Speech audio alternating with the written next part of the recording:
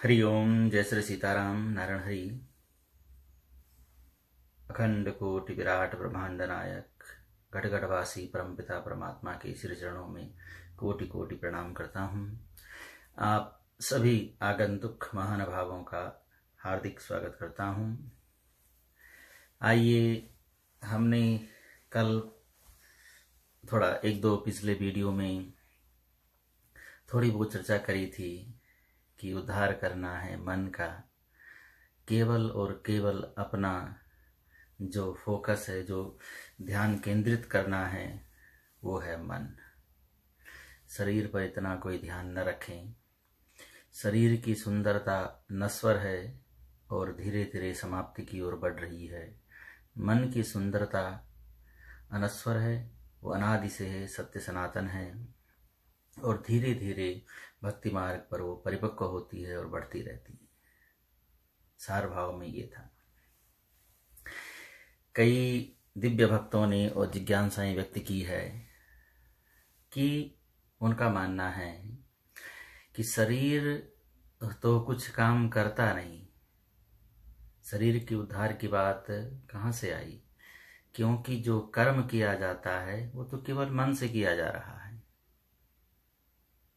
मन जैसा कहेगा शरीर वैसा करेगा। तो फिर हमने जो शरीर और मन की इच्छा आपस में बात करी थी कि शरीर और शरीरी में कोई संबंध नहीं है, ये कैसे सटीक बैठता है, ये प्रश्न था। देखिए, थोड़ा पुनर्विचार करें जो हमने कहा ऊपर। हमने कहा था कि शरीर की सुंदरता का आध्यात्मिक मार्ग में कोई मूल्य नहीं।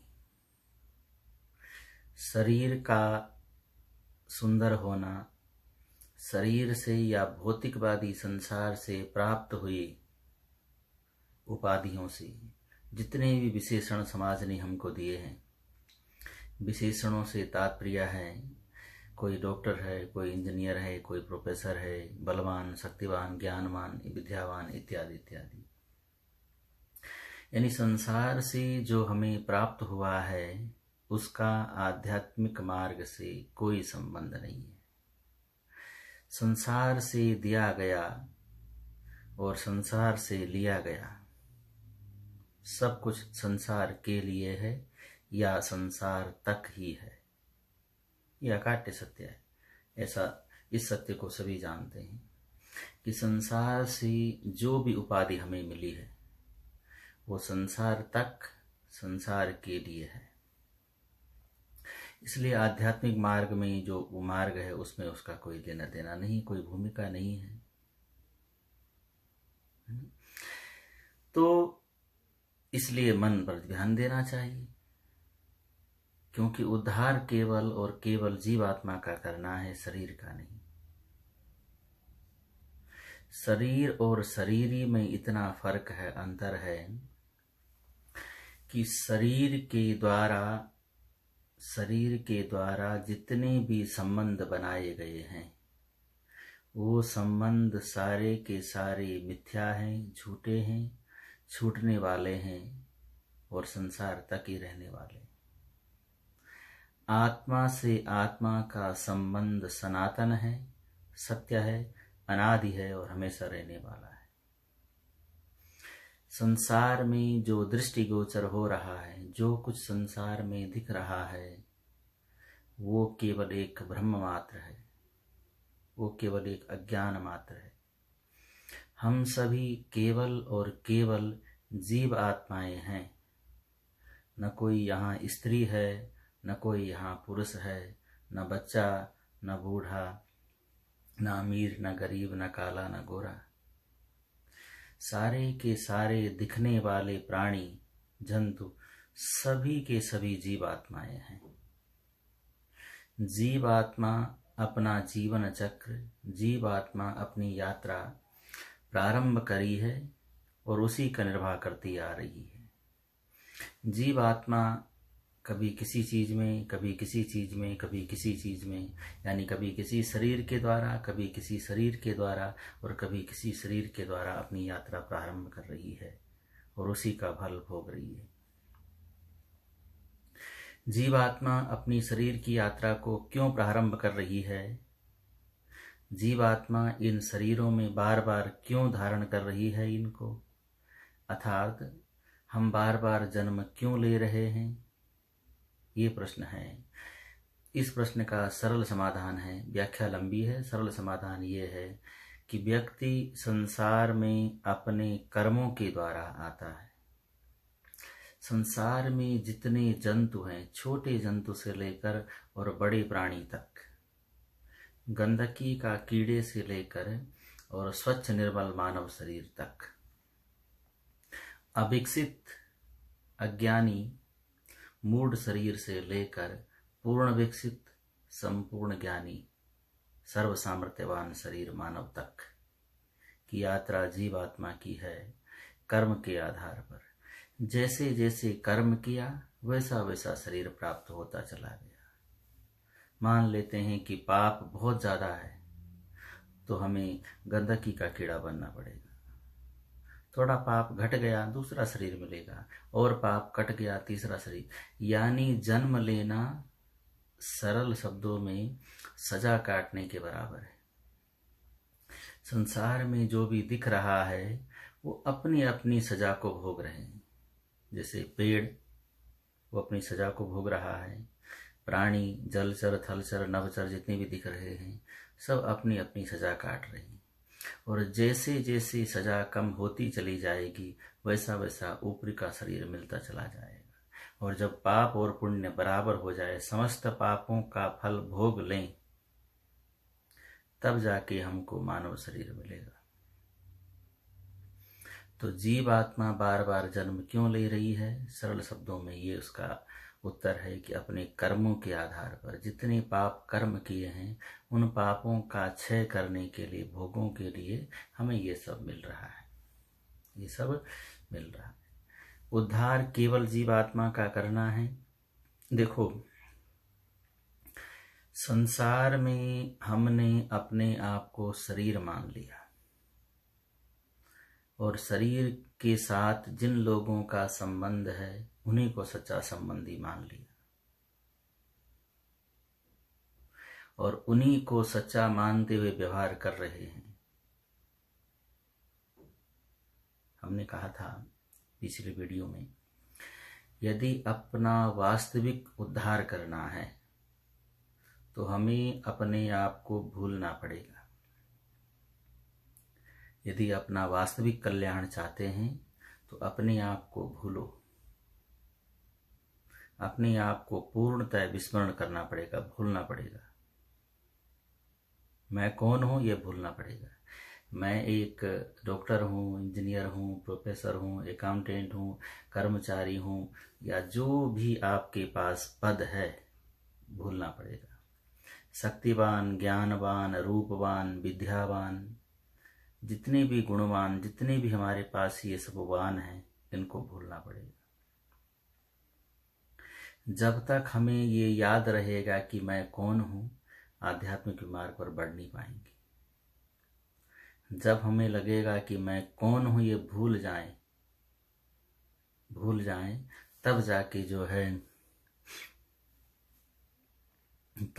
जो है हम अपने आप को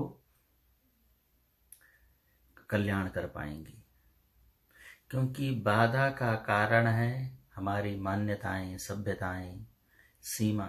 लोग क्या कहेंगे, ऐसा कैसे हो जाएगा, मैं इतना बड़ा आदमी ऐसे कैसे कर लूं। जो कुछ हमारे पास है वो संसार के लिए ही काम आने वाला है। इसलिए आध्यात्मिक मार्ग में इन सारे आभूषणों की आवश्यकता नहीं है। हमें अपने आप को भूलना पड़ेगा, ये हमने कहा था। अब आए बात शरीर और शरीर पर। बहुत लंबी चौड़ी व्याख्या है, वेदांत सारा इसी के ऊपर है, लेकिन सार भाव में हमारे पास, सरल शब्दों में, हमारे पास 3 प्रमुख शरीर हैं। कारण शरीर, सूक्ष्म शरीर और भौतिक शरीर। भौतिक शरीर, कारण शरीर और सूक्ष्म शरीर, 3 प्रकार के शरीर हैं। यानी जिस भाषा में हम समझने का प्रयास करें। एक तो ये जो भारी स्ट्रक्चर दिख रहा है, जो ये भारी चेसिस जिसको बोलते हैं, ये दिख रहा है कि इतना, ये जो फिजिकल बॉडी है, मटेरियल बॉडी है, ये जो दिख रहा है ये भौतिक शरीर है। ये जिसके कारण दिख रहा है, जिसके कारण इसकी सत्ता है, इसकी पहचान है, उसको कारण शरीर। जिसके कारण वो कारण पैदा हो रहा है वो सूक्ष्म शरीर।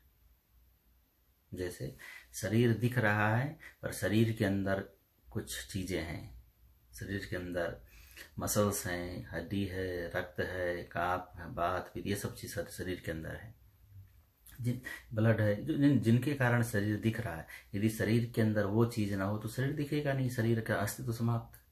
जिनके कारण वो हार्ट, लिवर, किडनी, जिनके कारण वो काम कर रही हैं, वो सूक्ष्म शरीर। आंख, जिसके कारण आंख दिख रही, आंख तो देखती है फिजिकल, लेकिन आंख के अंदर कोई पुर्जा है, कोई टिश्यू है जो उसको बनाने का, विजन बनाने का काम कर रहा है, जिसके कारण वो दृष्टि बन रही है, वो सूक्ष्म शरीर। सिंपल सी बात है। तो भगवान ने यदि कहा है कि मैं केवल और केवल मन के द्वारा किए गए कर्मों का फल दूंगा, शरीर के द्वारा फल नहीं दूंगा। उदाहरण भी है, हमने कई उदाहरण पीछे दिए हैं, अर्जुन इत्यादि का। अब आप किसी जिज्ञासु ने प्रश्न पूछा है तो उस पर आ जाएं। बिल्कुल सत्य है, और आपके दिव्य भाव को कोटि कोटि नमन भी है, क्योंकि आप इतने बारीकी से सुनते हैं और साथ में मैसेज भी लिखते हैं। यानी आप सुनते हैं, उस पर विचार करते हैं, ये मेरा सौभाग्य है। धन्यवाद। तो विचार कीजिए, जब भगवान ने कहा शरीर के किए द्वारा कर्मों का कोई फल नहीं मिले, शरीर से आप कुछ भी करो, न पाप न पुण्य, कुछ नहीं मिलेगा, ये भगवान का वाक्य है ना। तो शरीर से फिर कुछ भी कर लो, जब शरीर के द्वारा फल मिलना नहीं है तो कुछ भी कर सकते हैं। लेकिन विचार करें कि भगवान का वाक्य है ना, ब्रह्म वाक्य जो है वो जनार्दन होता है। भगवान ने कहा है तो इतना तो है नहीं कि हमको ज्यादा ज्ञान है उनसे कि हमने उनको पीछे छोड़ दिया, ऐसा तो कभी हो नहीं सकता। जहाँ से हमारी ज्ञान की सीमा प्रारंभ होती है और जहाँ तक जा सकती है, संपूर्ण ज्ञान जहाँ समाप्त हो जाता है, वहां से उनका शून्य ज्ञान प्रारंभ होता है ना। तो भगवान ने कहा है तो विचार करें। अब भगवान ने कहा कि मन के द्वारा किए गए कर्मों का फल दूंगा, तब जाके आप शरीर से कुछ भी कर लो तो वो एक्टिंग की तरह होगा। जैसे मूवी में एक्टर जो है एक्टिंग करता है, ठीक उसी तरह होगा यदि मन से ना आपने काम नहीं किया तो। लेकिन जब आप कोई कर्म करेंगे, ध्यान से विचार करना, जब आप कोई कर्म करेंगे तो पहले काम करेंगे कि पहले सोचेंगे काम करने की। यदि आप किसी के ऊपर परोपकार करना चाहते हैं, कोई दया करना चाहते हैं, तो पहले आप दया करते हैं बाद में सोचते हैं, या पहले सोचते हैं फिर दया करते हैं? कहना पड़ेगा पहले सोचते हैं, है ना। भाई आपको किसी को मारना चाहते हैं, मान लेते हैं कुछ कारणवश आप किसी को थप्पड़ मारना चाहते हैं, ऐसा करना नहीं है पर मान लें, पहले आप मारते हैं या पहले सोचते हैं? तो पहले सोचते हैं फिर मारते हैं, तो सोचते मन से, तो मन के द्वारा किए गए कर्मों का फल मिलेगा, सीधी सी बात। अब विचार करें, किसी भक्त ने हमसे पूछा इस बारे में कि मान लें कि गाड़ी चल रही है और अचानक कोई आगे आ गया दुर्भाग्यवश, तो उसको क्षति पहुंची थोड़ा बहुत, पर आपका तो कोई इंटेंशन नहीं थी, फिर भी आपको दंड क्यों मिलेगा? क्योंकि जब मन के द्वारा मिलना है सोच फल है, फिर आपको दंड नहीं मिलना चाहिए, क्योंकि आपने सोचा नहीं था उसको क्षति पहुंचाने की, उसको हानि करने की, हर्ट करने की कोई सोचा नहीं था आपने, तो फिर वो कैसे आ गया? देखो, आपके पास क्षण क्षण, हमने कई बार पहले भी कहा है, मानव जीवन का हर पल, मानव जीवन का हर क्षण, मानव जीवन का हर शब्द, हर अक्षर वो सदुपयोगी है। उसका उपयोग करना है, बहुत ध्यान से व्यवहार करना है। जब आपने किसी को हर्ट नहीं करना चाहा और हो गया, लग गया गलती से, तब भी आपके पास कुछ सेकंड का समय, 1 सेकंड, 2 सेकंड, 4 सेकंड का समय है, सोचने का समय तो फिर भी रहेगा। है ना, और मन के द्वारा फल मिलेगा। तो इसलिए किए गए कर्मों का केवल और केवल संबंध मन से है। भगवान कृष्ण का स्पष्ट उद्घोष है, क्लियर कह दिया, स्पष्ट शब्दों में कह दिया कि सबसे बड़ा मूर्ख संसार में वो है जो अपने आप को शरीर मान रहा है, वो सबसे बड़ा मूर्ख है। जिस दिन हम ऐसा सोचना बंद कर देंगे कि हम शरीर नहीं है, उस दिन आधा से ज्यादा समस्याएं तो समाप्त हो जाएगी। जब शरीर नहीं मानेंगे, सभी को जीवात्मा मानेंगे, तो विकार खत्म हो जाएगा, आधा से ज्यादा संसार में समस्या नहीं रहेगी। अब आप देखिए, यदि मैं इस वाक्य को दोबारा से रिपीट करूं कि मन के द्वारा किए गए कर्मों का फल मिलेगा और केवल मन एव मनुष्याणाम कारणम एव शरीर लिखा है, कि केवल शब्द का प्रयोग किया है। Only you will get punishment, और जो आपको पुण्य मिलना है वो मन के द्वारा किए गए कर्मों का मिलना है, ओनली शब्द है। तो इसका मतलब हुआ कि पूतना रामायण महाभारत काल में श्रीमद् भागवत ग्रंथ के आधार पर पूतना भगवान कृष्ण को मारने आई थी। अहो वकीयम कलकाटकूटम लिखा है ना, स्तनों पर कालकूट विष लगा कर आई थी। यानी आई थी और मन से सोच कर आई थी कि मैं मारूंगी। नाटक करने तो आई नहीं थी, मारने आई थी। फिर भी भगवान ने उसको सदगति क्यों दी? जब केवल और केवल मन के द्वारा दंड मिलना चाहिए या फल मिलना चाहिए, तो यहां ये सूत्र कट जाता है। वो उसकी तो मनसा थी, यानी मारने की इच्छा थी, और फिर भी उसको दंड नहीं मिला।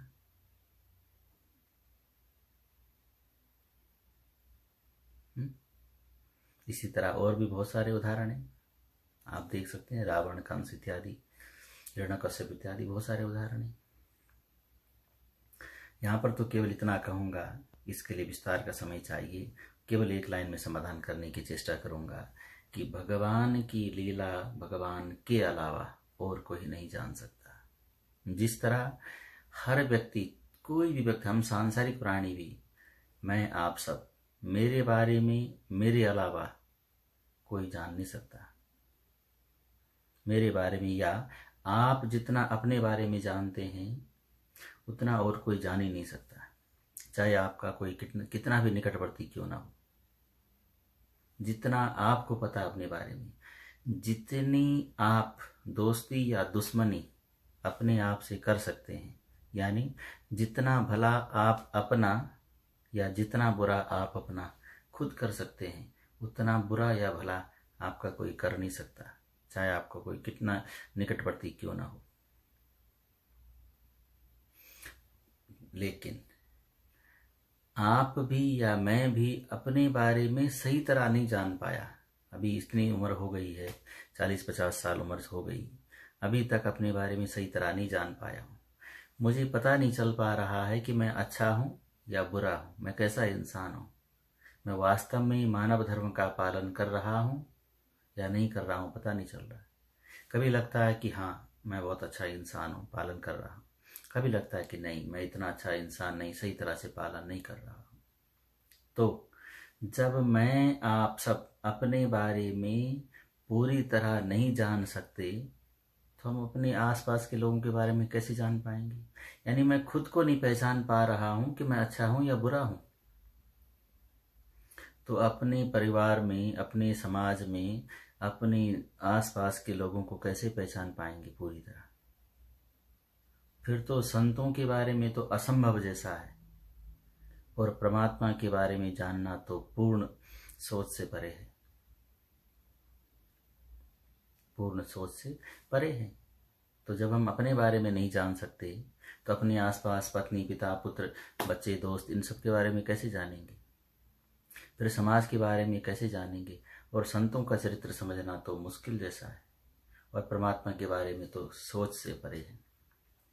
तो भगवान की लीलाओं को जानना असंभव जैसा है, कोई जान नहीं सकता उन्होंने क्यों कर्म किया है।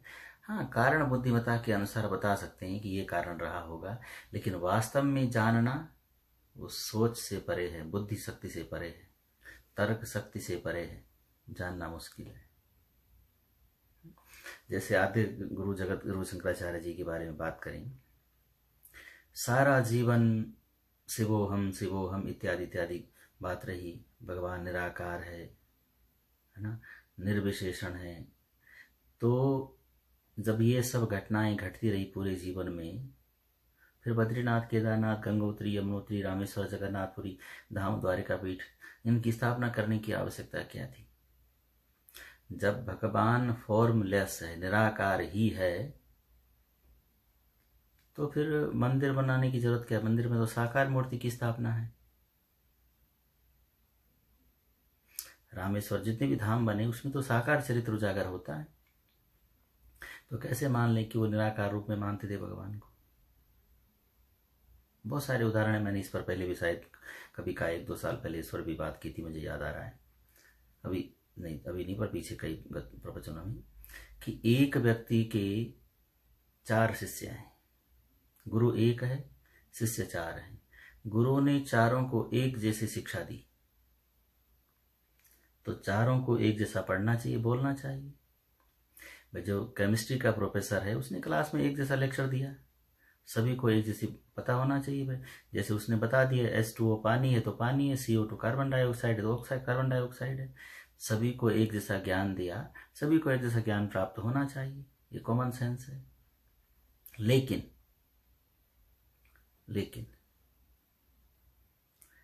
एक व्यक्ति के गुरु एक, शिष्य 4, और चारों ने अलग अलग परिभाषाएं दी है। परमात्मा के बारे में सभी ने अलग अलग परिभाषाएं दी है। ऐसे कैसे संभव हो गया? एक गुरु के 4 शिष्य और चारों अलग अलग बात करें। अभिप्राय ये है, फिर कभी विस्तार से चर्चा करेंगे आद्य जगत गुरु शंकराचार्य जी की चर्चा पर चेष्टा करेंगे।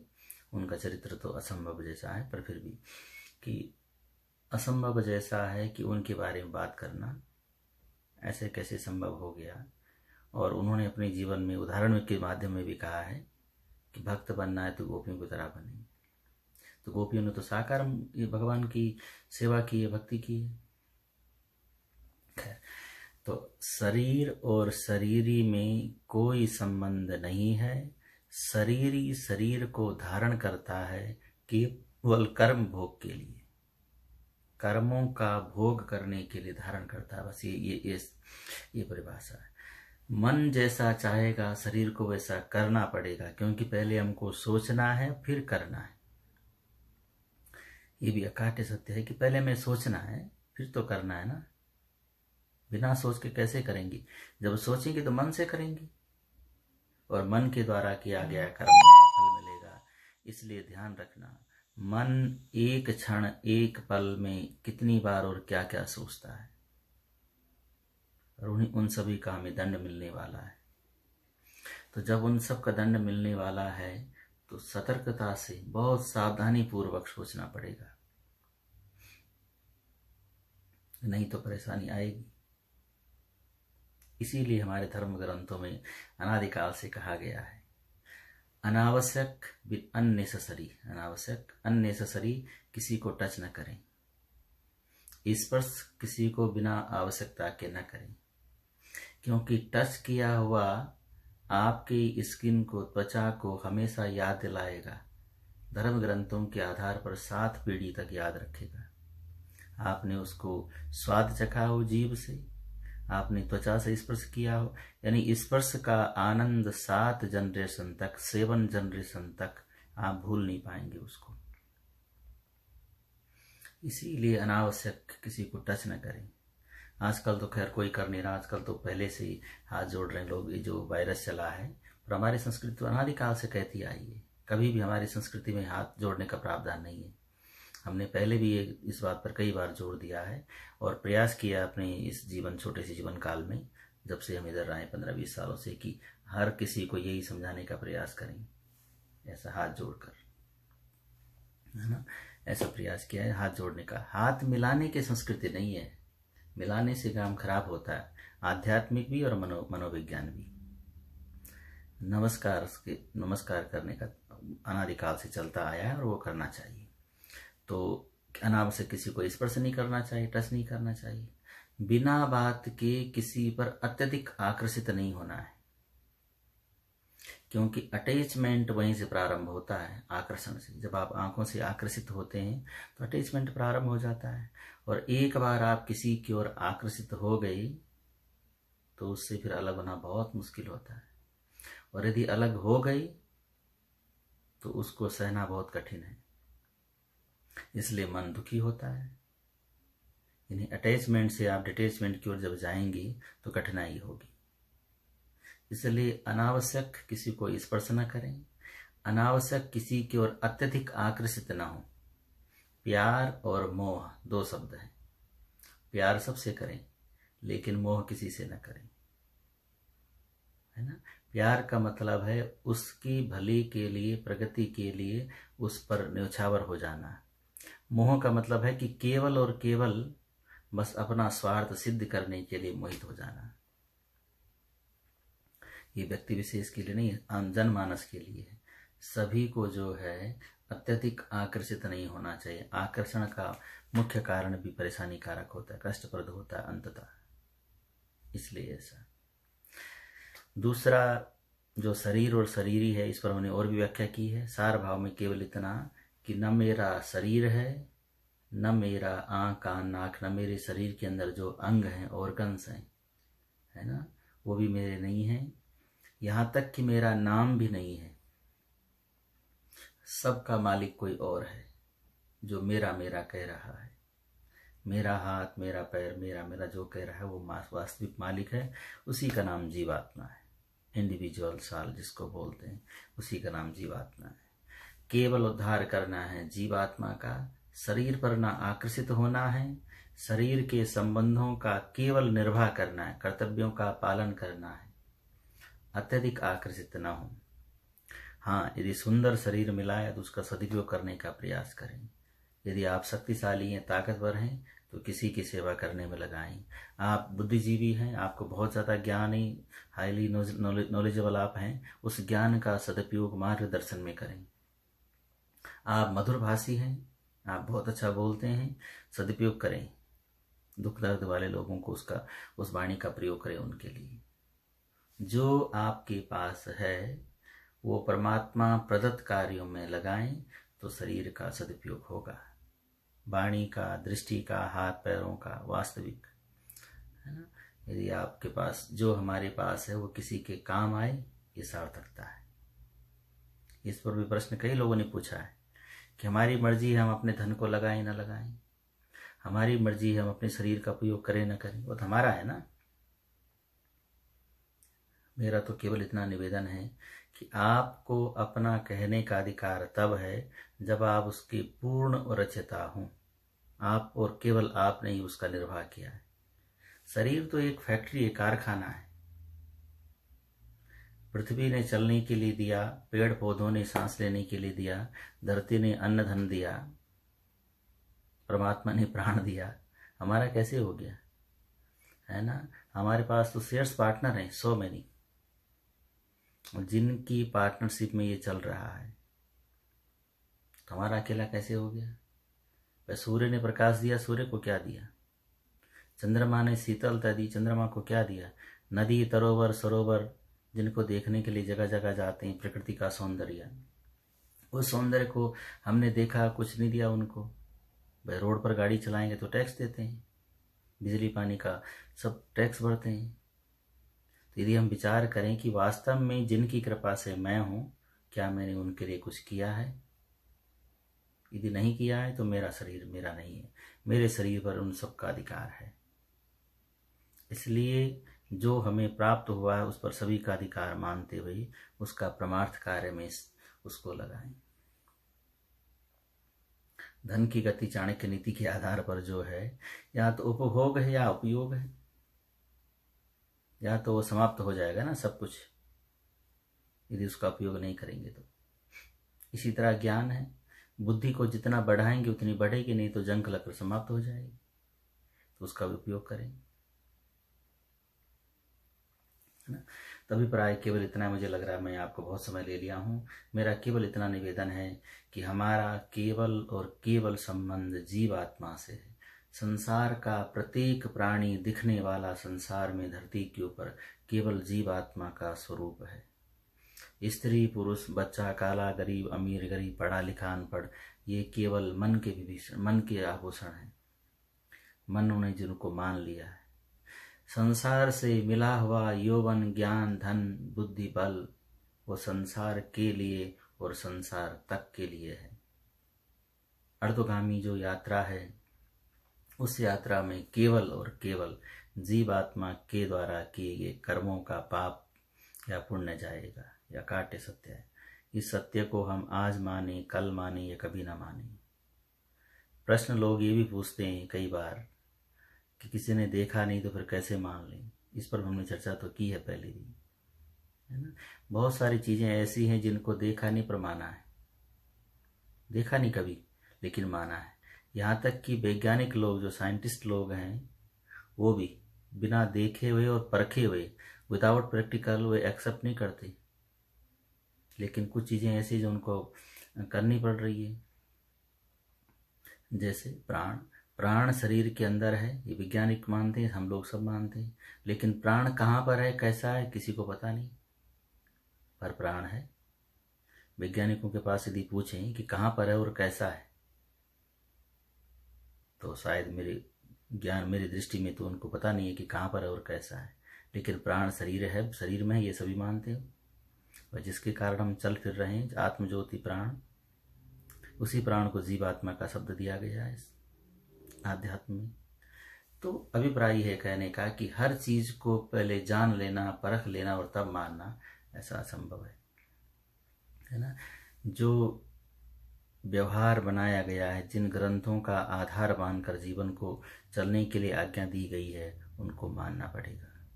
अपना आत्म कल्याण करने के लिए उनको मानना पड़ेगा। हमारे पास केवल और केवल एक साधन है। संसार में प्रत्येक जंतु ईशावास्यमिदं सर्वम, प्रत्येक प्राणी चाहे वो जड़ हो या चेतन हो, जीव हो या निर्जीव हो, सब पर प्यार की दृष्टि रखें।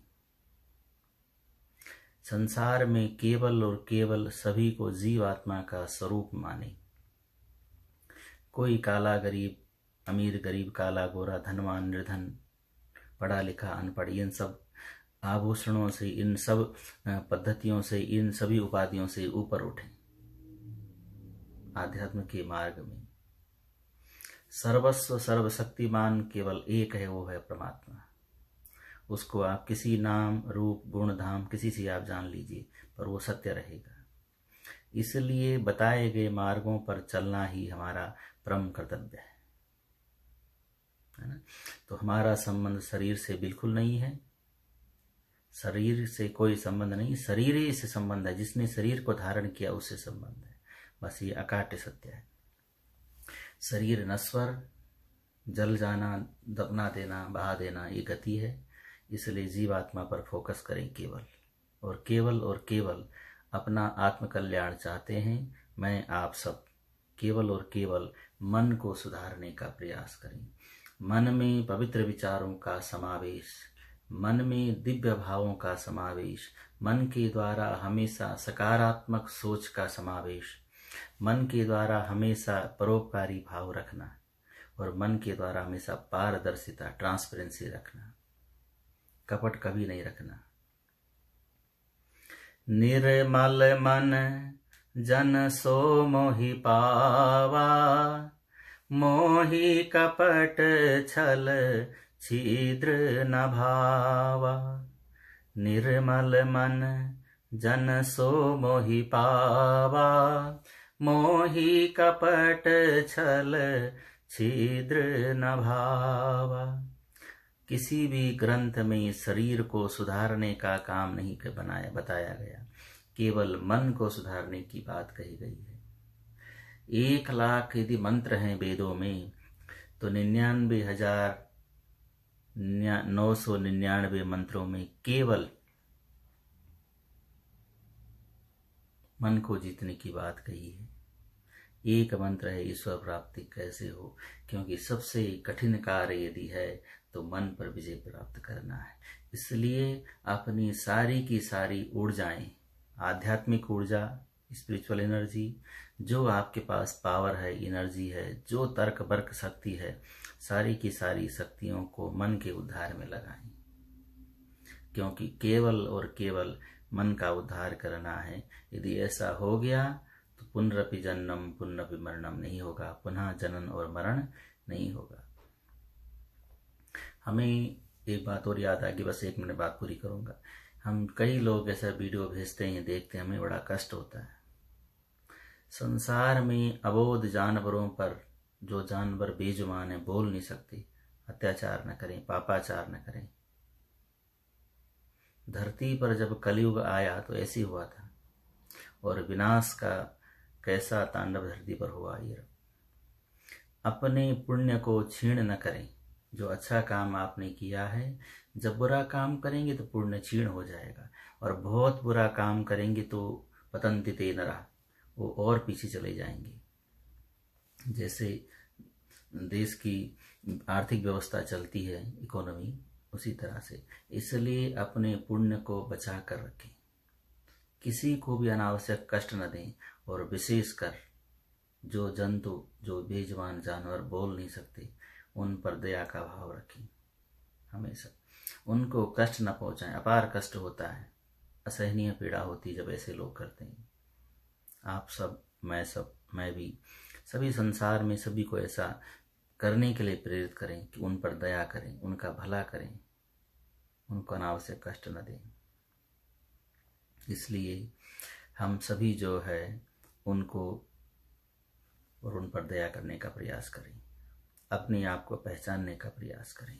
जय श्री सीताराम। आपने बहुत समय आज दिया, कोटि कोटि नमन। मैं कल आपके समक्ष पुनः उपस्थित होने का प्रयास करूंगा। आज केवल मुझे इतना दोबारा से रिपीट करना है, हमारा वास्तविक स्वरूप केवल और केवल जीवात्मा है।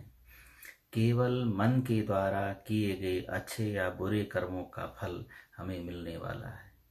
शरीर का सुंदर होना उतना आवश्यक नहीं जितना मन का पवित्र और दिव्य होना आवश्यक है। वाणी की मधुरता, जो बात पटता है, बातों से प्रभावित करने की उतनी आवश्यकता नहीं है जितना वास्तविक मन से, दिल से भला करने की आवश्यकता है। पवित्र विचारों का समावेश, दिव्य भावनाओं का समावेश, परोपकारी भाव, जीव मात्र पर दया करना, बस इसी आसार विश्वास के साथ जय श्री सीताराम। पुनः आपके समक्ष कल प्रयास करेंगे आने का। कोटि कोटि धन्यवाद। अभी हम देखते हैं, कुछ लोगों ने मैसेज लिखा है कि क्या क्या लिखा है। यथासंभव यदि हमारी ज्ञान उसमें कुछ आएगा, यदि हमारी तुच्छ बुद्धि में कुछ उसका समाधान होगा तो जरूर चर्चा करेंगे। जय श्री सीताराम। आप सभी को कोटि कोटि धन्यवाद, बहुत बहुत धन्यवाद। और परमात्मा कल्याण करे आप सबके जीवन को, और धर्म का प्रचार प्रसार हो। धर्म का अर्थ है प्राणी मात्र, जीव मात्र पर जो वास्तविक जीवन जीने की कला है, उसका नाम धर्म है। उसका प्रचार प्रसार हो, समस्त ब्रह्मांड के प्राणी सुखी रहें, शांत रहें, इसी आशा और विश्वास के साथ जय श्री सीताराम। नारायण हरि, नारायण हरि, नारायण हरि।